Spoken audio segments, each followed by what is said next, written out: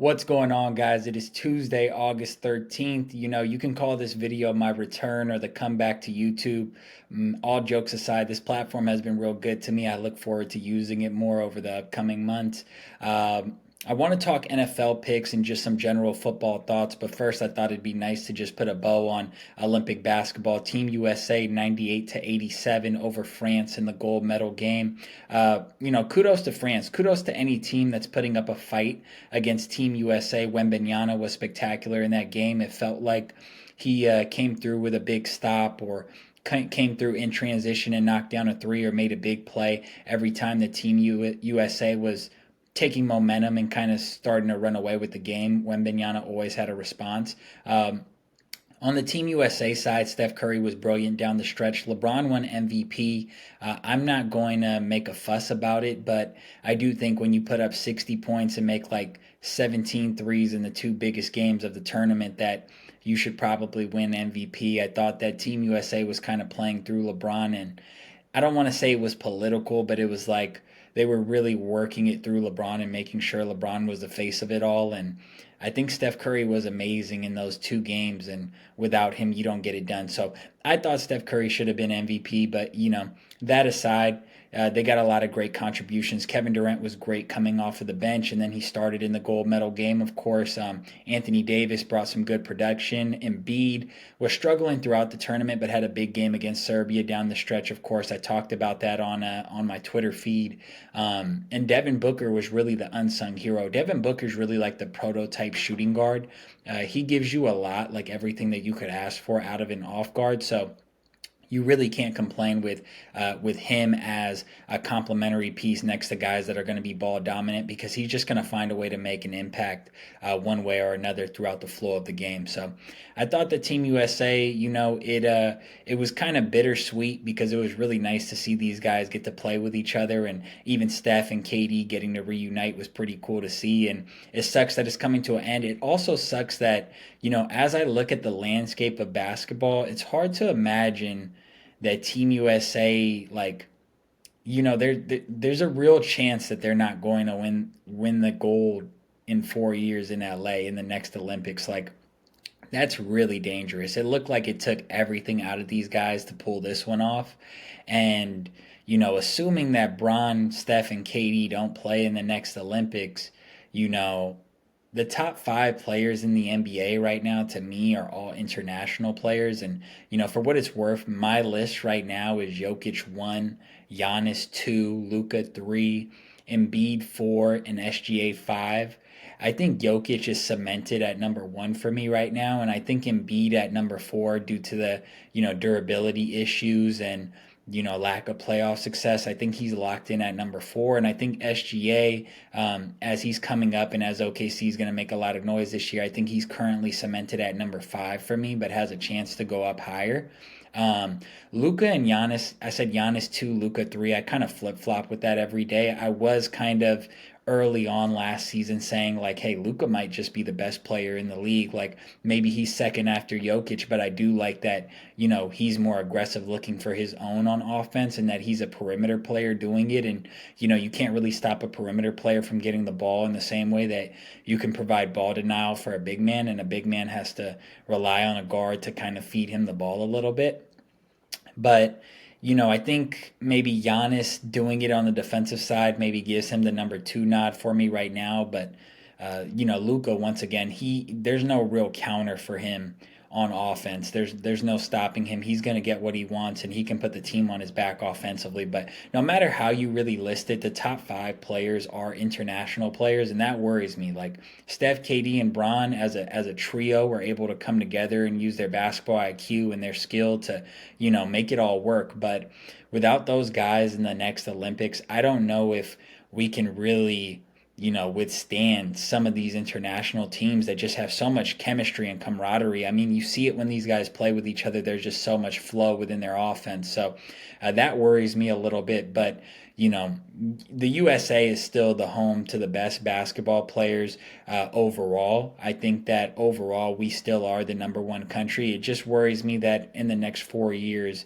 more talent is going to come from these other countries, and the camaraderie that these guys have, because they're mostly going to run it back unless they upgrade with like one or two new stars that they have. I mean, even Wembanyama, like back to Wembanyama, he's a guy that I don't know if he's going to be a top five player in the NBA next year, but I do think that he's going to maybe put up top five production and maybe be like a top five stats guy. He might just be like Anthony Davis was in New Orleans, like when Anthony Davis was struggling to really make them relevant. But you looked at the stats and you were like, this guy's about as good as anybody. And like on a night to night basis, he was just causing problems for everybody who went up against him. So we got our work cut out for us, but nonetheless, it was fun, and you have to cherish these moments. Steph, Katie, and Bron, they're getting older, and it's just nice to see them win and go out with a bang. Switching gears, I want to talk a little football. You know, I've already given out two plays for week one of the NFL season.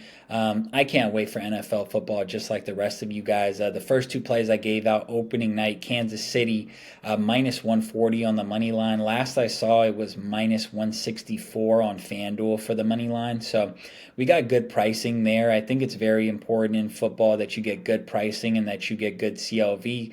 It's a very tough market to beat, and any edge that you can get goes a long way. You guys know this stuff already. Second play that I took was the Raiders Chargers. Raiders at the Chargers under 43. Last I saw it was under 42 and a half. So we did get good value there. I do think that if anything, it goes even lower. I think that's a low scoring game. I talked about that in detail on my social media platforms, but I think that, you know, these are two coaches that are defensive minded. These are two coaches that slow the game down, that want to work through their running back, that want to, you know, lean into their defense and toughness and physicality. As great as Justin Herbert is, I think Harbaugh is going to actually be taking the ball out of his hands.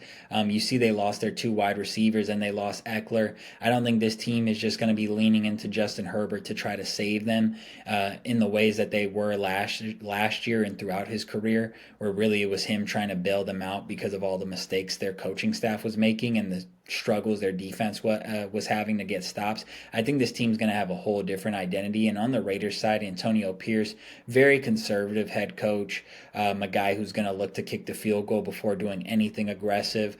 It just like the flow of this game, you don't really think of AFC West, Raiders, Chargers as being like low scoring outcome, but I think these two teams are taking on new identities, and their coaches really have like a hold on what these two teams want to do going forward. So I took the under in that game. I want to give out my third official play. It's going to be the Carolina Panthers +5 at New Orleans Saints. I just locked this play in. I think it's a really good one.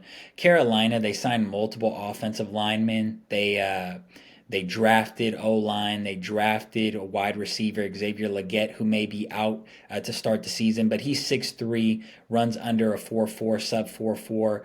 Just an incredible athlete, a guy who can make big plays down the field. They signed Deontay Johnson.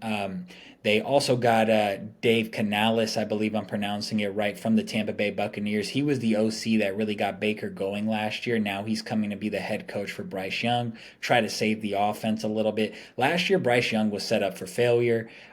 His best target, out there on the perimeter was Adam Thielen, an aging Adam Thielen. And now you give him Deontay Johnson, who I'm not trying to sell you on Deontay Johnson just being a superstar wide receiver, but he's extremely talented. We know the hands are an issue, but this is a guy who can get open. He can create separation. And that's big time for this Carolina team. I think that they're just going to be better offensively. I think Bryce Young's going to be put in a situation to win. And I think their defense has always been sneaky as far as being able to get stops here and there. And I just think that they're a team that's on the come up in the NFC South. When you look at how they played against New Orleans last year, they got blown out to end the season last year against New Orleans. But this line comes in, and it comes in even smaller, a shorter line than that previous matchup was. I believe it closed 5.5 when they played each other at the end of last year. And the reason why it's any lower than it was last year is because Carolina's improved. On the other end, you look at New Orleans, Derek Carr, Dennis Allen. These are two guys who don't really give you much hope. You don't really get excited as a fan base when you have Derek Carr and Dennis Allen running it back after their struggles last year. The Saints were sneaky good on offense. They improved towards the end of the season. But this team just, they just are kind of lackluster. They don't really provide any energy. They're not something to really be excited about. And I think that Carolina comes into New Orleans, and Anything over three, I honestly like. I think Carolina has a chance to win this game. I don't think they lose by more than a field goal. I think we're getting a free point or so of value here, and I'm all over it. Maybe I'm selling you guys too high on Carolina. I'm not trying to act like they're going to win the Super Bowl, but I don't see why a team that didn't win a road game at all last year, comes in with new weapons, new O line, new coaching staff, and the line comes in shorter. It has to be telling you something. I think that they go into New Orleans and they take care of business. It's going to be a close game, and Bryce Young might just outduel Derek Carr in that one. So Carolina +5 is the third official play of the season. Once again, Carolina +5, Raiders Chargers under 43, and the Kansas City Chiefs opening night on the money line -140. I do have a couple more plays I want to give you guys, but I'll save that for now. Get in the comments. Let me know what you guys think. I'm about to release some more videos shortly, but for now, I'll give you guys those three. Let me know what you guys think. As always, I appreciate you all. Peace.